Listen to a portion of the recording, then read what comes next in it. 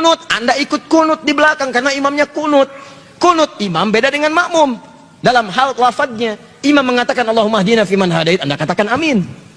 Dia mengatakan doanya, Anda mengaminkannya. Beliau berkunut, Anda mengaminkan kunutnya.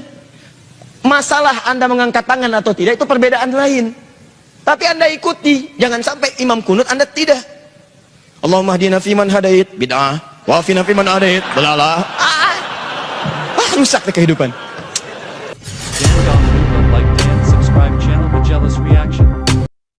Baik, assalamualaikum warahmatullahi wabarakatuh, sahabat Majelis Reaction yang dimanapun Anda berada, semoga sahabat semuanya dalam keadaan sehat walafiat.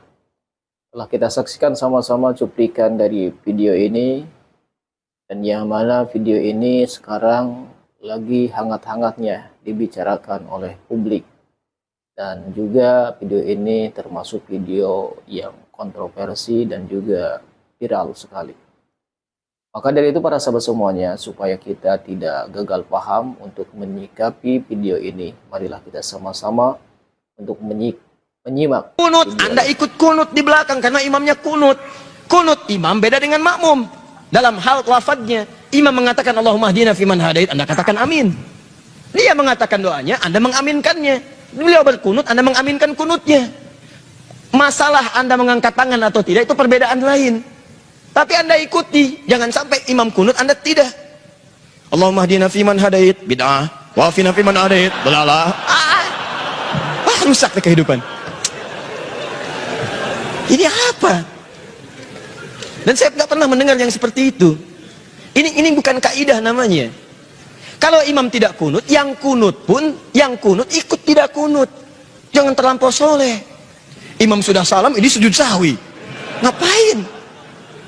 Jadi kalau Anda bermakmum di belakang imam yang tidak kunut, Anda nggak usah kunut. Jangan kunut sendirian. Imam sudah sujud begini aja gitu kan. Allahu Akbar, Allahumma hdina fiman hadait. Anda keliru. Sama aja dengan yang pertama tadi. Ya, sama aja.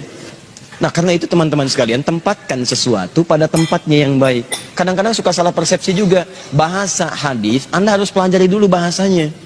Kadang-kadang ada bahasa begini, kadzab. Dalam bahasa standar normal, kadzab itu dusta. Kadzib, dusta. Kadzab, terus-terusan berdusta. Tapi Anda mesti tahu, di bahasa dialek mana itu disebutkan. Bagi orang Hijaz, kalimat kadzib itu artinya khata, salah. Tiba-tiba Anda katakan dusta. Tuh dusta tuh. Yang melibatkan di sini dusta. Kuntu bid'ah. Pengertian bid'ah menurut sahabat dalam persepsi ilmu hadis Anda perlu belajar lagi. Alhamdulillah. Teman-teman sekalian, ingat baik-baik. Lihat prinsip ini ya. Sahabat itu akan mengamalkan apa yang disaksikan oleh mereka langsung dari Nabi jika mereka menyaksikannya. Perkara sahabat lain menyaksikan berbeda, itu dihormati oleh mereka, tapi mereka tetap akan mengamalkan apa yang dilihatnya. Contoh, Wa'il melihat Nabi sholat, turun pakai lutut dulu. Abu Hurairah melihat Nabi sholat, turun menggunakan telapak tangan dulu. Mereka paham dua-duanya, bahwa keduanya benar dicontohkan oleh Nabi. Tapi Abu Hurairah tidak akan merubah menggunakan telapak tangan karena itu yang dilihat dari Nabi langsung. Wa'il melihat dari Nabi langsung, tidak akan dirubah oleh mereka. Makanya ketika ada orang mengatakan, bertanya, ya abati, duhai ayah, saya melihat sekelompok mereka melakukan kunut dalam subuhnya, bagaimana pendapat ayah? Bid'ah. Maksud bid'ah di situ bukan menyalahkan ayah, bid'ah. Maksud bid'ah di situ bukan menyalahkan orang kunut, tapi maksudnya saya tidak pernah menyaksikannya saat saya bersama Nabi. Saya jaga amalan saya seperti saya lihat dari Nabi. Mungkin mereka melihat yang berbeda, tapi saya takut karena yang saya lihat tuh yang ini. Sekarang pertanyaan saya, apakah semua saat Nabi menyampaikan tausiahnya, semua sahabat ada di situ? Belum tentu. Nabi di Madinah, yang di Madinah melihat Nabi, yang di Badar tidak. Nabi ke Uhud, yang di Uhud melihat Nabi, yang di Badar tidak. Mustahil Nabi ke Badar, semua orang Madinah ke Badar, kosong Madinah. Mustahil. Makanya kadang-kadang ada ayat turun di tempat ini, yang ini belum mengetahui. Ada hadis disampaikan di sini, yang ini belum paham. Nah, yang melihat di sini itu akan mengamalkan apa yang dilihat. Yang dilihat di sini itu mengamalkan apa yang dilihat. Makanya dalam kasus kunut ada yang mengatakan bid'ah, bukan bid'ah maksudnya. Kemudian, maaf, menilai bahwa perbuatan itu menyimpang dari ketentuan agama, bukan. Maksud dalam hadis ini adalah saya tidak pernah melihat itu sejak saya sholat di belakang Nabi. Makanya kalimat turunannya di hadis An-Nasai, saya sholat di belakang Abu Bakar, saya sholat di belakang Umar, saya sholat di belakang kemudian Utsman, saya sholat di belakang Ali, sebelumnya sholat di belakang Nabi, tapi mereka tidak pernah berkunut. Karena engkau sholat di belakang mereka semua itu saat mereka tidak kunut. Tapi tahukah Anda saat mereka sholat di tempat lain, ada orang yang bermakmum di belakangnya mereka kunut? Itu masalahnya. Jadi disimpulkan oleh para ulama, apa Anda mau mengatakan Imam Syafi'i bid'ah? Wah, kan imam itu manusia, bisa aja salah. Kalau Imam Syafi'i salah, guru Anda salah. Saya lebih baik memilih Imam Syafi'i daripada guru Anda. Karena diketahui peluang salahnya lebih kecil dibandingkan dengan Anda sekarang. Itu poinnya, siapa yang lebih dekat kepada Nabi SAW? Syafi'i itu salaf. Salaf itu orang yang hidup di kisaran abad kedua hijrah. Batasnya 200 tahun hijrah. Ini salaf namanya. Di atas ini khalaf. Pengikut ini disebut dengan salafi. Imam Asy-Syafi'i lahir 150 hijrah, berarti salaf.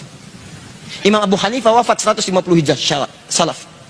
Maaf, Imam Malik lahir 93 hijrah, salaf. Imam Ahmad lahir 163 hijrah, salaf. Anda lahir berapa hijrah? Berarti Anda bukan salaf. Nah, ketika Anda mengikuti ini semua, maka ini disebut dengan salafi. Saya kadang mau senyum lagi. Ustadz Adi itu bukan Ustadz salaf ya. Emang betul. Saya Ustadz kholaf.